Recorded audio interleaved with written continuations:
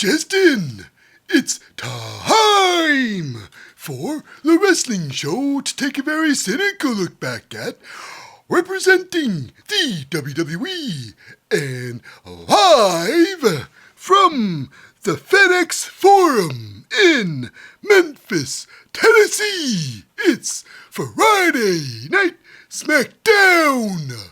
Air date March the 15th, 2024. This episode is the Road to WrestleMania. So, let's go in. 1, 2, 1, 2, 3. Lip really loves wrestling. He likes to talk about it too. If you like to watch wrestling like he do, come join us on the wrestling show. On the wrestling show. On the wrestling show. Baby.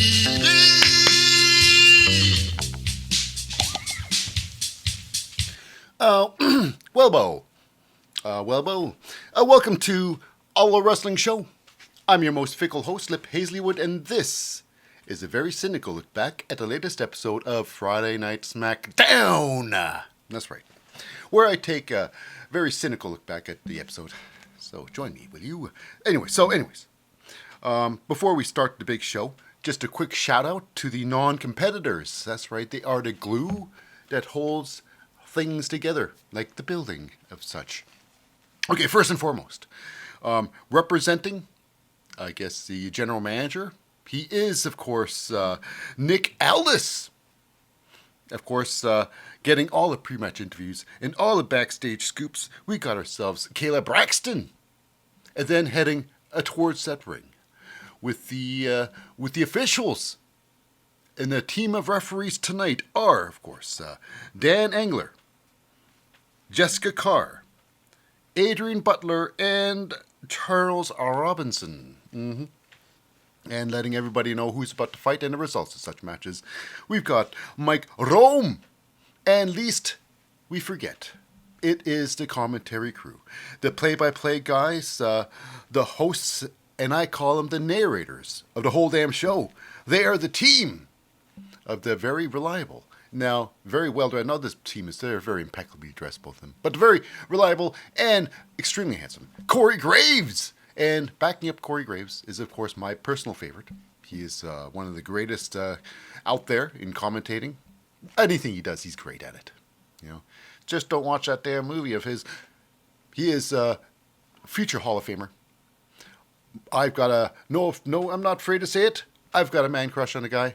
No problem. It's Wade Barrett. Wade Barrett, the man with a raspy yet soothing voice and all the insights, is Wade Barrett. Anyways, now without any further to-dos, let's get started with the show, and we start big. It's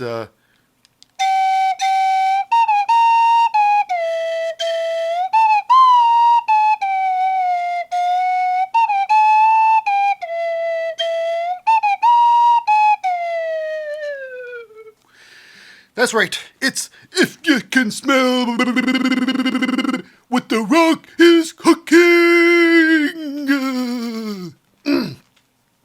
It's Dwayne The Rock Johnson hitting that stage there, and he's got a lot to talk about. This is like a 20-minute segment, a 20-minute of The Rock.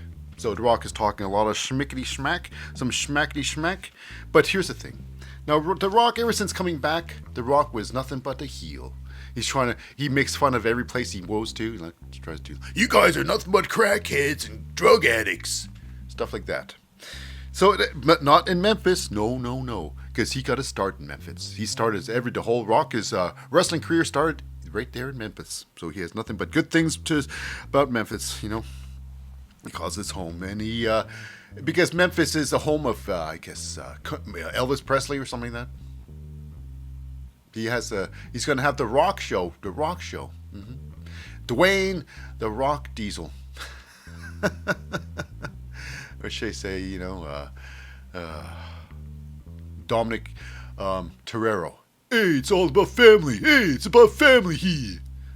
So, regardless about that, this segment is all about killing time, and he brings out his some compadres, some musicians, actual musicians out there to accompany him with his ridiculous concert. And he starts singing some smack, and The Rock, wow, he's nothing but good intentions. Yeah, he can't sing a lick. He can't sing a lick, but the crowd was entertained regardless. Anyways, it comes down to this. He wants to talk about. He talks about Cody Rhodes and how Cody Rhodes on, I believe, Monday Night Raw started crying. My mommy, I'm gonna lose my wife. Just like that. And then after he finished that, he breaks out of the tear mode and goes back into serious mode. Now let me talk to you about something. So The Rock, he makes fun of that, and he talks about his mother. Let me talk to your mother. So yeah, talks about will he, accomplish his dream? Will he finish his story? And basically, he tells his mother off. So he's gonna make Cody's mom pay by Cody not finishing. That's so ridiculous. Anyways, it was a long-winded, just like what had just happened here, a long-winded, diatribe that goes nowhere. But of course, The Rock's one goes to WrestleMania, where he's going to have a match against Cody Rhodes and Seth Rollins, because The Rock's first match back in years. He's gonna need some help, assistance with some Roman Reigns. But Roman's help, man, oh man, that guy barely fights, and he's not even there today. Not even there today. Your world champ, not there. Anything new? Nope. I'm surprised. He made a couple appearances this month. This year made. Regardless. Anyways, we move on to a big match here. This is a qualifiers mini tournament, I suppose. This is bracket 1. The winner of this match goes on to part 2. Eventually, we'll go on to a 6-pack ladder match at WrestleMania for the World Championship Tag Team belts. First up, we got ourselves representing the Luftwaffe, I call them, but they're Latino World Order. The LWO, they are, Cruz del Toro and Joaquin Wilde versus representing the Legado del Fantasma. It's, Angel Garza and Humberto Carrillo. And of course, accompanying Cruz and Joaquin, it's Zelina Vega. And accompanying Angel and Humberto, it is Electro Lopez. This match here was about 10 minutes, roughly under 10 minutes. Refereeing this match is Dan Angler. This one here, and this was a pretty good match. Both tag teams are top notch. Really highly skilled tag teams. Both formerly members. One was a former member of El Legado del Fantasma, and the other is a current members of Legado del Fantasma. Both teams trying to tear each other apart because there can only be one Latino faction in the WWE. Regardless, yeah, it starts off quick. We have Cruz del Toro, Joaquin Wilde taking out Angel Garza, Humberto Carrillo outside the ring, and then they do both a double tope suicida over the top rope, smashing down on them, looking big. The match was big. Match eventually starts. But we got a moment here. There's a lot of back and forth. This was a really good match. And the match here was Joaquin Wilde gets a tornado DDT, goes to a pin attempt on Angel Garza. Humberto Carrillo comes in and breaks up that pin. Thank goodness Humberto was there. But however, it's Cruz del Toro and Humberto get at it. And Cruz gets taken care of. Like a so. That's a Cruz taken care of. So yeah. And then they get back in the ring. And it's Joaquin Wilde. He tries to take care of things. He goes for maybe a tope suicida attempt onto Humberto Carrillo outside there, but he gets super kicked right in the face. Cut off by Angel Garza. And after that, it's game over. Angel tags in Humberto. Humberto does I'm not sure if I like this finishing move. Not sure if I like it too much. It's Humberto. Angel throws top passes. Joaquin to Humberto. Humberto pops him up like Owens would do for a power bomb, But he pops him up, and when he goes down face first, he gets kicked in the stomach by Angel Garza. And 1, 2, 3, it's over. And Angel, very excited for the victory. But yeah, looking good for the Legado del Fantasma with a big victory. No interferences really by Elektra or Zelina. You would think there would be something going on there. Maybe Elektra might try to help out, turns the tides for Legado. Zelina would say, no, not get them involved,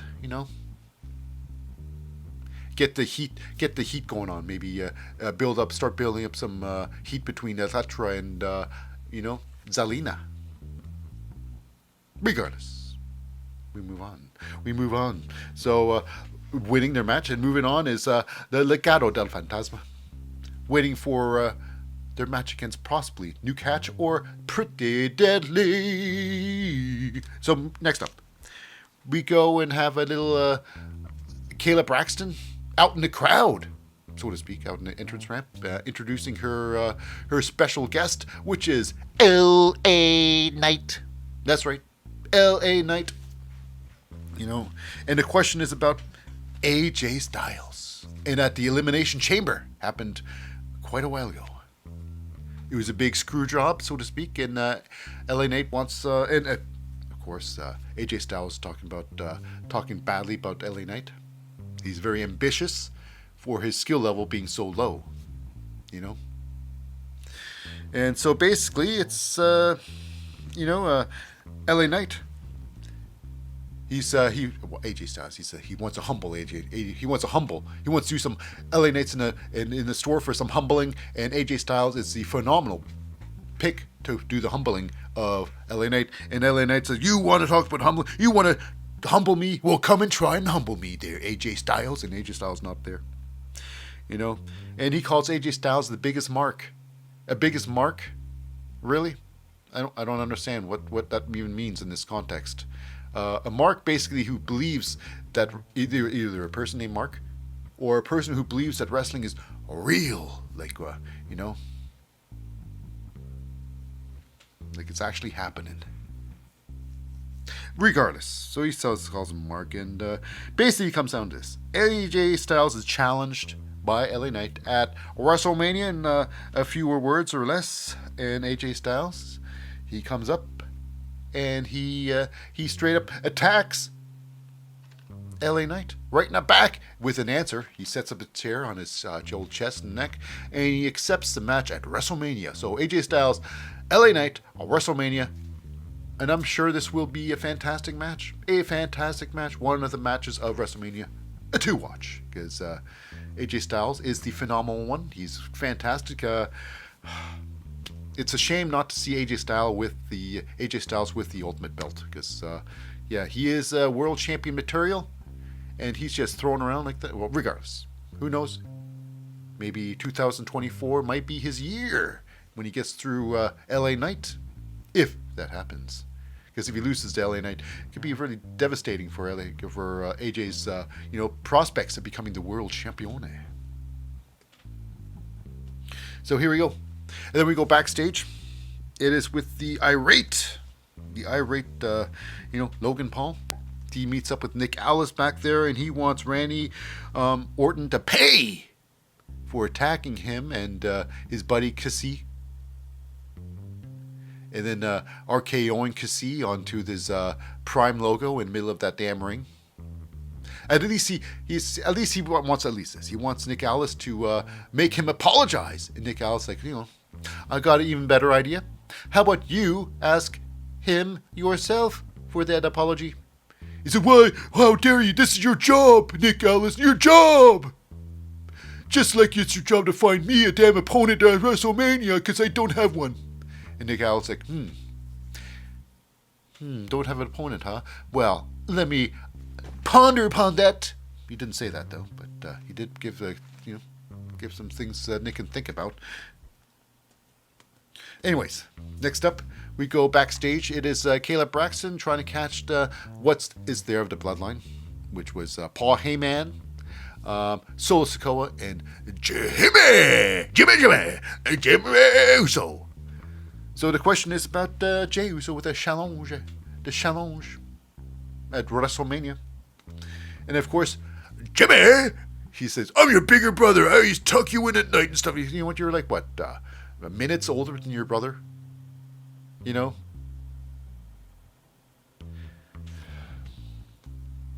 Anyways, we move on to our next match. This one here is Grayson Waller, the Thunder from Down Under, versus Randy Orton. I hear voices in my head, they talk to me, they understand. Yes, right. In this big old match, this was about 8.5 minutes. Now, with Grayson Waller's, of course, his buddy, Austin Theory, side to side.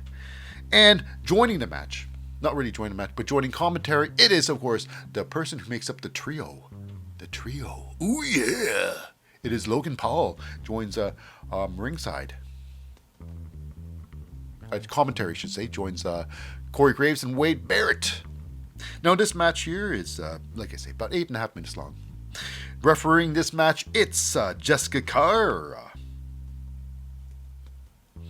So, yeah. You know, one thing I got for sure. Jessica Carr, she's there to count for 3, that's for sure. She's making sure that someone's going to be winning and someone's going to be losing. But other than that, a standing 5 counts, you can forget about it. You can forget about it. Maybe she thinks, I'm a girl, they're not going to listen to me. If I give a standing, they're just going to ignore me, I'll look like an idiot. So I'm not going to do it. I'm just not going to do it anymore. I'm not sure what's the reason. I'm just assuming stuff. And you know what when you assume, you know what they say when you assume, you're an incredible person. So anyways, it is Grayson Waller. He gets, Randy Orton on the corner there. He gets on the second rope and do the corner punches. Referee doesn't care. I guess maybe because later on they're going to switch things around and referee's still not going to care. So at least it's not caring, evenly. There's no favoritism there. So, which is good, I suppose. They take the fight outside a couple of times. 2 times this match. First time was pretty interesting because they fight outside. Randy Orton he tries to do the LA Knight impersonation by dribbling, Grayson Waller's head off the old commentating table. Grayson Waller tries to turn things around. He tries to slide back in the ring there. He gets slid back out, which is a count breaker. He broke the count. Unintentionally, but it happened. Anyways, Randy Orton tries to take out Grayson Waller outside the ring the first time, but he gets distracted by Austin Theory and Logan Paul, and then Grayson Waller takes advantage with some sort of weird move. Anyways, they fight outside again. The second time they fight outside, this time it's what Randy Orton was trying to do in the first place, which is his patented backdrop driver on top of the commentating table. And thank goodness you can throw someone into anything. You can throw your opponent into any object, and it's perfectly legal. Perfectly legal. Thank goodness for weird rules. Thank goodness for the weird rules. Not only once did Randy Orton back body driver Grayson Waller, but 2 times. And that the breakaway pins weren't taken out of the old commentating table because they needed a table for later on. So he hits that table which is sturdy as hell. Sometimes as flimsy as all any. Regardless. So the match goes on. They take it back into the ring there. Randy Orton's looking for a finisher. But he gets, distracted by Austin Theory. Jumps on the ropes there. Jumps on the apron. He turns around there. And Grayson Waller tries to take advantage. But of course, we all seen this happening. Randy Orton's going to get out of the way there. And, Grayson Waller's going to wallop Austin Theory and take him out of the match. And it's true, it happened. It happened. Crushes down on Austin Theory. Then Randy Orton tries to finish it off. He drapes his opponent over the ropes to do his patented DDT, the RK DDT. Randy Orton, the RODTT. And then he's going to go for his RKO. Oh, his cutter.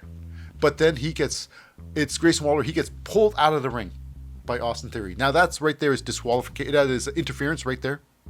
The referee's seen it. It should be a disqualification right there. At the worst, a disqualification. Ring that bell, is over. Randy Orton's the winner. But however, it is not the case. She ignores that fact. And, it's ridiculous. Ends up Randy Orton grabbing Austin Theory by the head, bringing him up in the ropes there, and giving him the DDT. He's outside the ring again. He gets knocked out. And then inside the ring, it is Grayson Waller. He tries to sneak up from behind. And by the time he sneaks up, Randy Orton turns around with the RKO, putting it away. 1, 2, 3. This match was a lot of fun. That's all I can say. It was a lot of fun. Then after the match, it's Logan Paul. He tries to, use his bionic fist. They're using that now. He doesn't need those knuckles anymore. Nope. Because he's got, titanium plates in his fist. His knuckles. Titanium screws. So he's going to use that screwy knuckle to punch Randy Orton in the face with the help of Austin Theory. But Randy's got some help. It's Team RKO back together. It's Kevin Owens. The Randy and Kevin Owens show. Kevin Owens knocks, beats up everybody. Tries to help out, beats up Austin and Grayson Waller, and tries to help Randy Orton to his feet. And Randy came this close to RKOing Kevin Owens, but however, they get back on the same page.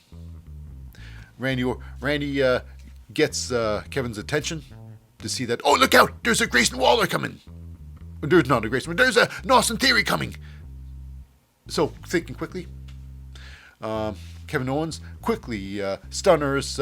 This sequence was hilarious. This was all Austin Theory making this moment even better. So, he gets stunned by Stone Cold Kevin Owens, and he flies up in the air. Oh! He flies up in the air and he gets caught with the RKO while in midair. It was hilarious. It was a big move, and it's like Logan Paul's like, oh no! His acting was just top notch. Edge from Money Plane. Edge and Money Plane. Oh my goodness. The worst. Anyways, regardless. If you haven't seen Money Plane, watch it. It is terrible. Okay, so next up, we have, we're on the same page again. Randy and Kevin Owens being Team RKO, getting on the same page. But here's the thing. While Logan Paul's all complaining, oh no! That was horrible! We have it is Nick Aldis. He comes out there, and he's got his match for WrestleMania, which is interesting. He's going to make this Logan Paul's match at WrestleMania a triple threat match. So it's going to be Logan Paul versus Randy Orton versus Kevin Owens. Mm-hmm. So perhaps our Team RKO won't be a thing. Unless, of course, somehow Logan Paul retains his belt. And then Team RKO can be a team again and become a tag team. I don't know. Regardless, we move on. And we go backstage. It's with the, Damage CTRL, Caleb Braxton. With Damage CTRL there. On Bayley taking out Damage. She said, what do you think? She's with Damage CTRL, Asuka, Kairi Sane, Io Sky, and the translator of them all, Dakota Kai. So the whole thing is like, the question's about Bayley is planning on taking out the entirety of Damage CTRL and to finally take out Io Sky to become the new world champione. Mm-hmm. So it was all Dakota Kai. She's only got words to say. She's got a big match against Bayley tonight. So she had her excuses why Damage CTRL kicked out Bayley. You were just jealous. Bayley jealous? I don't think so. She did everything for you girls. Everything. At least according to what I think. Anyways, moving on. We go to our next match, which I thought would have been a destroyer of the matches. This should have been, on paper, this would have been the match of the night. Mm-hmm. This is between representing with Legado del Fantasma. It's Santos Escobar with Angel Garza, Humberto Carrillo, and Electra Lopez at his side versus Dragon Lee. Now, Dragon Lee, former North American Champione. One of the greatest out there. I think he's one of the better wrestlers out there. Period. He is a top tier competitor, and Santos Escobar, no different. This guy here is one hell of a talent, one heck of a talent. So this match here could have been. Now they fought before. They had barn burners. This one here, it wasn't a barn burner. It could have been, but it wasn't because it was only 2 minutes long. A 2-minute match under a commercial break. Now, refereeing this match is Adrian Butler. Now, here's the thing. In this match here, it was Dragon Lee versus everybody. Versus Legado del Fantasma, which was ridiculous. But Dragon Lee with one hell of a tope, he's one hell of a lucha libre. His high flying skills is right up there with Ricochet, Montez Ford, when Montez is in the game. Anyways, over the top rope, tope suicida, greatest thing, beautiful thing. Now, Dragon Lee has this power bomb he does. It's like the struggling power bomb, where at first you don't succeed, try again. But his power, it looks like whoa, it looks pretty dangerous. It's like, oh, is he gonna get him up? Oh, is he gonna? And he finally gets him down with a power bomb. He's not the first time he does it. It could be something he always does. Maybe I just watch it too much. Because you see a thing that sometimes you got to move. Something works good. They use it in every single match.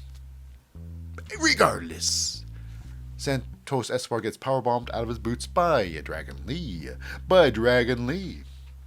Now, of course, Dragon Lee's just destroying Santos Escobar, just beating the holy hell out of Santos Escobar. He goes outside the ring there for a move, and then it's Angel Garza. He gets kicked right in the face for just standing there. Too close, perhaps. Too close for comfort. So with that, he jumps in the ring there. He just puts a boot right to Santos' face. And when he wants to put it away, it's, Humberto Carrillo. He does his job for, distracciones. He jumps on the ring apron, and he gets, He gets hurricanranaed. He gets right up hurricanranaed, right off the top rope. And everybody's outside the ring.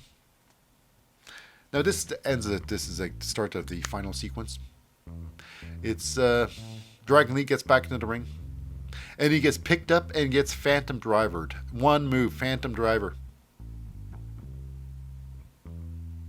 Now, clearly this match was rushed. Okay, you only have you have a couple minutes. You guys got 2 minutes, okay? You make the best of your time.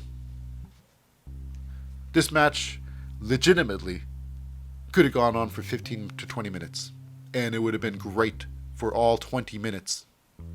But who knows, maybe they'd want to give you so much of that because this is going to be a feud that's going to go on. Perhaps this is going to be a WrestleMania moment. Santos Escobar versus Dragon Lee. I can imagine, because it's great. Anyways, after the match, it's, Legado just beating the holy hell out of Dragon Lee once again. But this time, Dragon Lee's got some help. It's Carlito! He runs down to the ring there. He helps out a bit, and then it's, Santos Escobar, after all, this is like 3-on-1. Santos Escobar beats him up and treats him to the 4-point Otis, ramming him into that steel post. But then here we go. To save everybody, it is Booyaka, Booyaka, Booyaka, baby! It's Grandpa Rey Mysterio, LWO. He comes out of the ring. Him and Santos Escobar go at it. Santos gets kicked out of that ring. And it comes to challenge. Next week, Rey Mysterio challenges Santos Escobar to a one-on-one match on SmackDown next week. And is accepted. So, now we move on to the tag team qualifying match. It's for round 1. It is the bracket one. This one here is, of course, Pretty Deadly's Elton Prince and Kit Wilson versus the New Catch Republic, NCR. That's right. Of Pete Dunne and Tyler Bate. Pete Dunne and Tyler Bate. Now, this one here, I kind of figured what's going to happen. I'm not sure what's going on with the Pretty Deadly. Pretty Deadly, in the wrestling game, they got the 70s. They got in a low 70s scored. Now, Pretty Deadly, they are a multi-time NXT Tag Team Champion. They are a multi-time tag team champions, period. They held the belt many times. Many times. And they rate lower than Pete Dunne and Tyler Bate. That is shameful. But you know what? I guess this is the new reel of the Pretty Deadly. They're just now from a serious team. Someone probably doesn't like Pretty Deadly in the higher office, and they're just not giving the pushes anymore. Nope. Like, those two idiots. Why do we even give them the championship in the first place? Regardless, that's what I think. They were getting a bum end of a deal. Literally. So this match, like I say, this one here was 11 minutes long. And the tag ropes were used because both these teams are NXT alumni. So NXT, when you're fighting NXT, when you go through NXT ranks, tag ropes is your lifeblood, and this was no different. Even though they bent the rules a lot, but tag ropes were used. When the referee's back was turned, that's when they cheated. But they did it properly. They did it properly. By the book. So yeah. So it was Pete Dunne in the ring there in the first. He was getting his arse kicked. And then that's Tyler Bate. He goes in there and he starts kicking ass. Kicking Pretty Deadly ass. Till, of course, there's one moment here. Tyler Bate does his airplane spin. And he spins you around. He spun maybe about 30 times at least. 30 rotations. And when they fell down, it was Tyler Bate. I think he's trying to stand up on his head. I guess he was so out of it. He's trying to walk on top of his head. What are you doing, you weirdo? Are you a weirdo? Anyways, Tyler Bate and Pete Dunne, they try and win. They have a double team on to Elton Prince. With that, what's that? Then it's, what's that?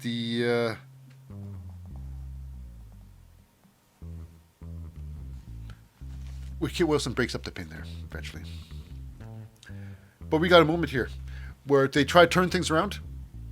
Tyler Bate and Pete Dunne, they got double 4.0'd, where they both get rammed into the ring post, side by side, best friends, and they best friends hit the ring post together. That's so hilarious. So hilarious. Now, it is the, Pretty Deadly. They try to finish it off. It is, the Glam Slam, that's right. It's Elton Prince with the Glam Slam onto Tyler Bate, and off the top rope, it's Kit Wilson with the Bulldog trying to finish the match, but however, they do not. Tyler Bate kicks out, and at the end of the match is this. It was so weird, the weirdest ending, because clearly it was Pretty Deadly looking like they're going to win. So it's Kit Wilson has Tyler Bate on his shoulders. Tyler Bate gets off. He punches him in the face with bop and bang, and that was it for Kit Wilson. He rolls out of the ring. And Elton Prince, basically now it's 2-on-1. Elton Prince gets, now I gotta say, this finishing move of the New Catch Republic, it is so hilarious. It is like the do-si-do. Spin your partner round and round, down she goes, round and go. The do-si-do, it's such a no. What does the do-si-do look like? No, it's actually called the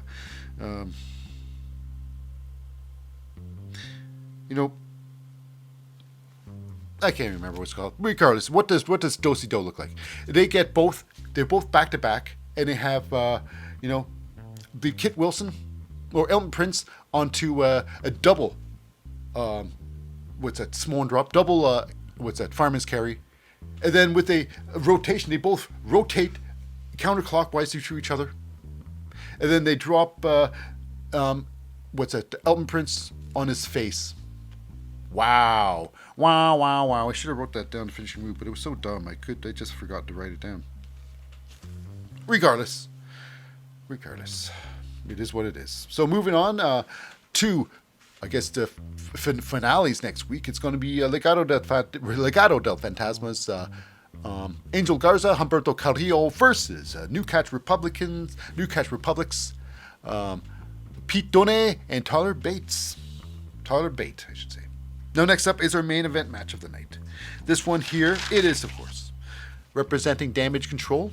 It's Dakota Kai, and accompanying Dakota Kai to the ring, it is Asuka, Kairi Sane, and Io Sky versus, she is the most curvaceous woman of all of SmackDown. I call her, she is the very sexy Bayley. So Bayley in the ring and taking her spot at the main event versus Dakota Kai. Now Dakota Kai, this is her first actual match back since injuring herself while injuring Liv Morgan. No, she's back, and this was about 7 minutes.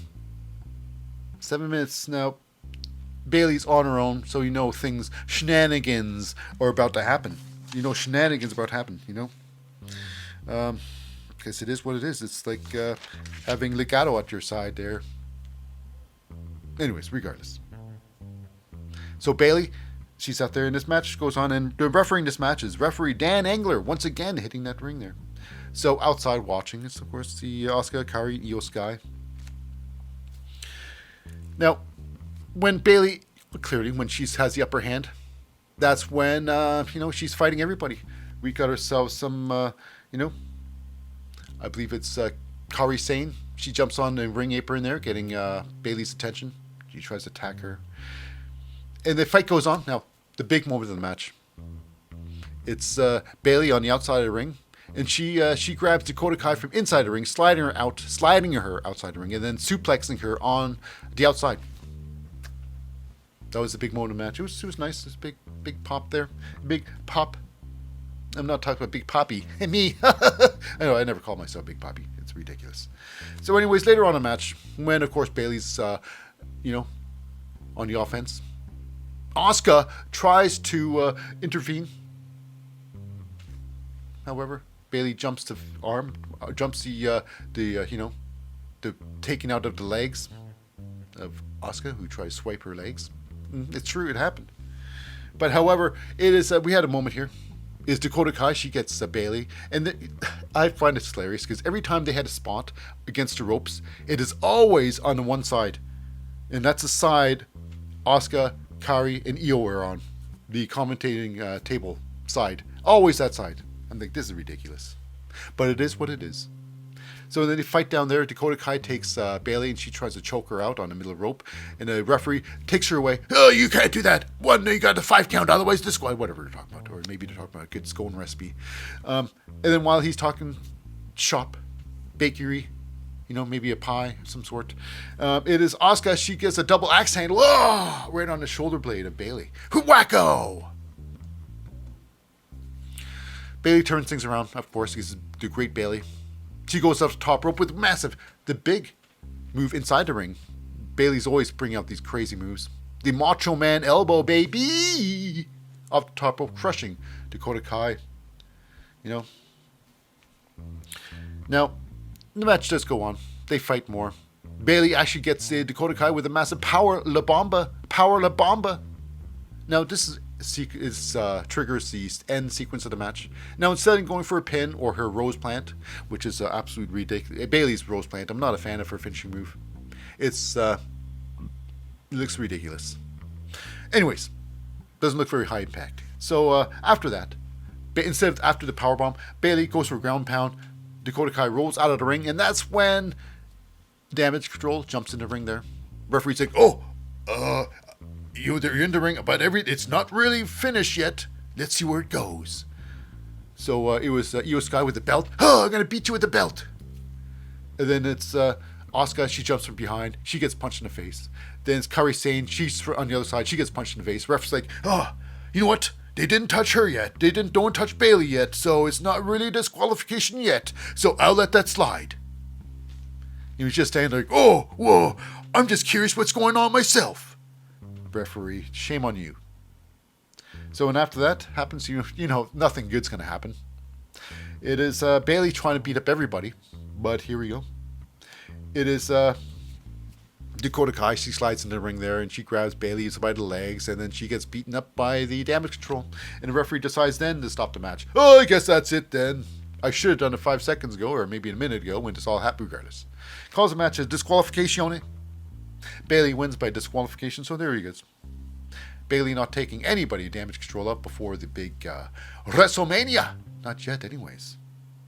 So here's the thing. Before today's over, Bayley's getting her arse kicked. But here's the thing. We got ourselves a savior. A savior. Which is Naomi.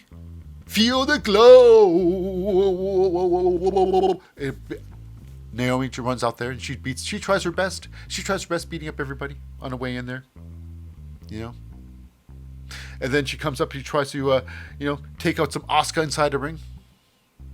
But then it's Io Sky who takes out,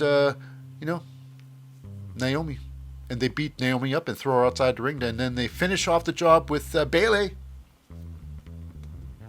So, yeah, it was great that Naomi came to the ring. I thought, could it possibly be Naomi helps out Bayley? Bayley recovers herself. Then Naomi and Bayley beats up Damage Control. But it's not that way. Naomi, she had good intentions, but it was just too much. She got beaten up, and then Bayley, she gets taken out. It's a double drop kick by the Kabuki Warriors, and then they set up Bayley for Io Sky's massive over the moonsault, where the Kabuki Warriors grab her legs and Dakota Kai grabs her arms. They stretch her out, and then over the moonsault. Now, it is a moonsault. Io Sky's over the moonsault, but it is nothing like Tiffany Stratton's moonsault. Io Sky's moonsault, she gets on the top rope and she drops backwards, she tips backwards, and then she whips herself. She gets zero height on that thing. It's so sad looking. That's right, I said sad. Because once you see a Tiffany Stratton moonsault, you think the women are capable of so much better. Anyways, regardless. It is Bayley taken out by Damage Control, and they're lording above her with all their belts. But Bayley looking bad for the wear, worse for wear. But you know what? I guess we're going to see what's going to happen later on. Will Bayley get a revenge? And if she does, and when she does, it would be all the sweeter. All the sweeter. Anyways. With that said, that does wrap up this episode of SmackDown and concludes this entire episode of the wrestling show. Now, if you've stuck around to the very end of the show, know I've got a very special place in my heart just for you. Now, know this, I hold a very special... Okay. Now, stay tuned for an all-new episode of the wrestling show next week. So, until then, friend, you matter. So, see you then on the next time.